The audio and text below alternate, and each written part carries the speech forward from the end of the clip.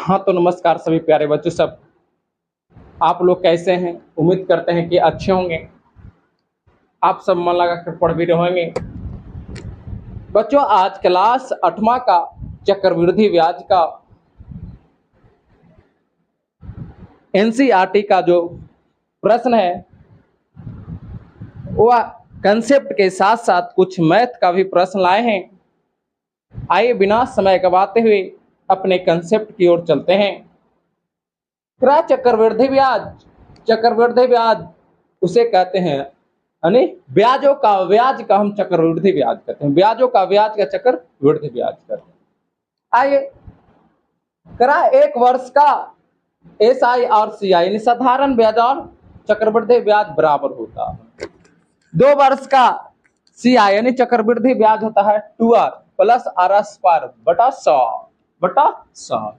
3 वर्ष का सीआई यानी चक्रवृद्धि ब्याज 3r प्लस 3r स्क्वायर बटा 100 प्लस r क्यूब बटा 10,000। ये कंसेप्ट याद रखिएगा, आपको सब दिन काम देगा। आइएगा हम 2 वर्ष को निकाल को बता देते हैं, आप 3 वर्ष का खुद निकाल लीजिएगा इस विधि से। 2 वर्ष का 10% से लेते हैं, 2 वर्ष का 10% r स्क्वायर आएगा 100 यानी 10 का स्क्वायर कितना 100। काटिए, एक मरतबे का कट जाएगा, आएगा 2 दूनी 20, 20 एक 21 यानी 2 वर्ष का कितना आ जाएगा 21। आइए प्रश्न की ओर चलते हैं।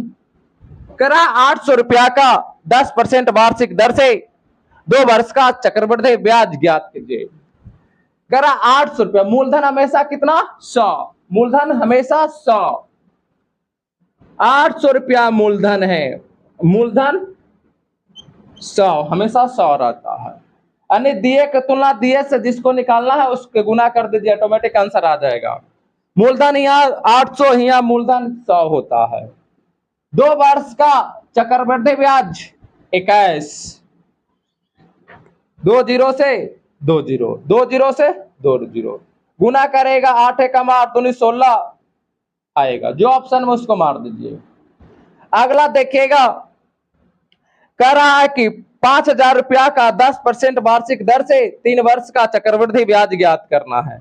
5 वर्ष का 5,000 कह रहा है, मूलधन 5,000, यहाँ मूलधन कितना 100, 3 वर्ष का निकालिएगा तो 33.1 आ जाएगा। दशमलव हटेगा, जीरो बैठेगा, डबल जीरो